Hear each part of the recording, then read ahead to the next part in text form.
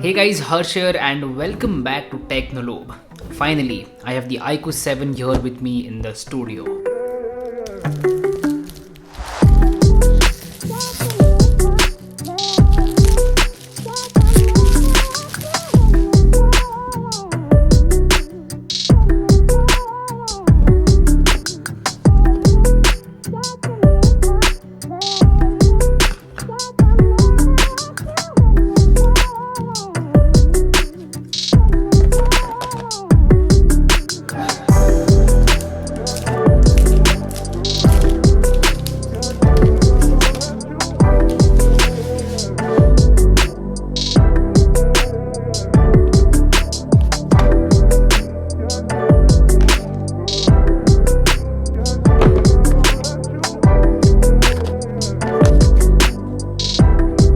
The box contains some paperwork, a clear transparent case, the phone itself in this black color which is stunning, then there's a 66 watt fast charger and a USB Type-C cable.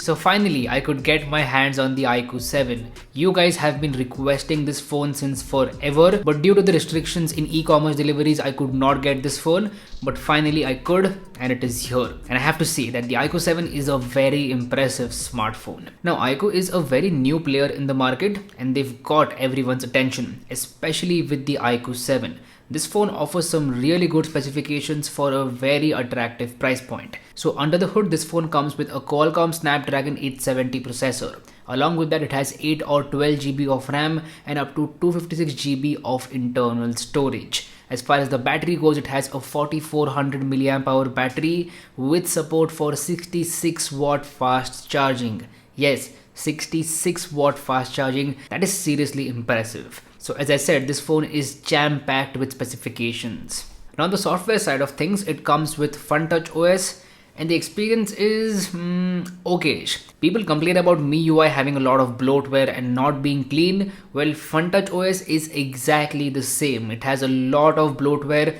It will ask you for unnecessary permissions when you set up the device, and it has some very weird things as well. For example, by default, when you swipe down from the home screen, it will open up quick search. It won't open the notifications panel. You will have to go into the settings and turn off the quick search, which is kind of annoying. And by the way, quick search will ask for insane permissions. It will ask you to make calls, send text messages. Like, why does search need all those permissions? So yes, even FunTouch OS has a lot of pre-installed apps, bloatware, and it's not a clean experience. But the good part is that it comes with Android 11 out of the box. So yes, that is there. Now, as far as the performance and stability of FunTouch OS goes, I will have to reserve my thoughts about that for the upcoming videos because I've just been using this phone for like 3 to 4 hours and it's too soon to talk about the performance and stability of FunTouch OS. So stay tuned for my future videos and hit that subscribe button while you're at it.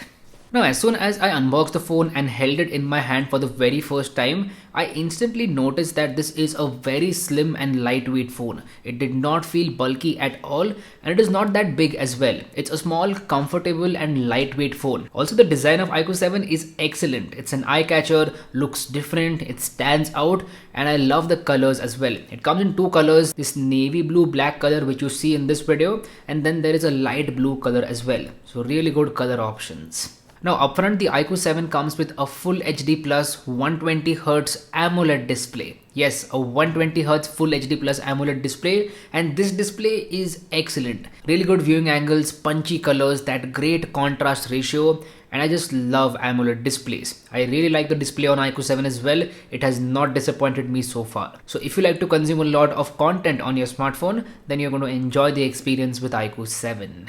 Also, Snapdragon 870 is more than capable of handling the 120Hz refresh rate. It also has a 300Hz touch sampling rate, so no issues over there.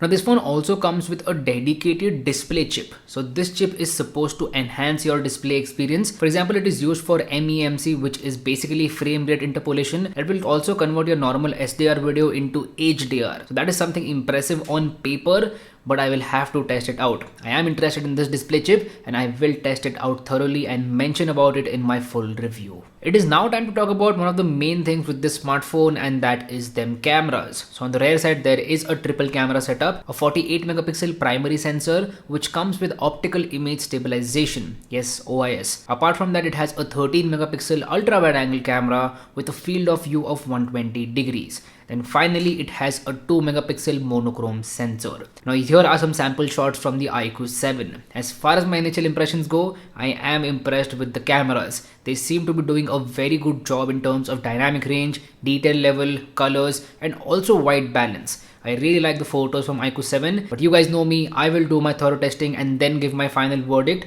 I will also make a dedicated camera review because this phone does need that. It has a lot of camera features and it's going to get a dedicated camera review. Also, here are some quick selfies from the IQOO 7. Again, the same story over here. I am liking the photos from the front camera as well. All in all, the cameras seem to be great and it will be interesting to see how this phone fares against the Mi 11X. I am making a dedicated comparison video between IQOO 7 and Mi 11X, which will be coming very soon. So stay tuned on the channel, you don't want to miss that video. All in all, as far as my first impressions go, I am impressed with the IQOO 7. I am excited to try out this phone. I'm going to use it as my daily driver and let's see how it goes. But until then, this was my unboxing and initial impressions about the IQOO 7.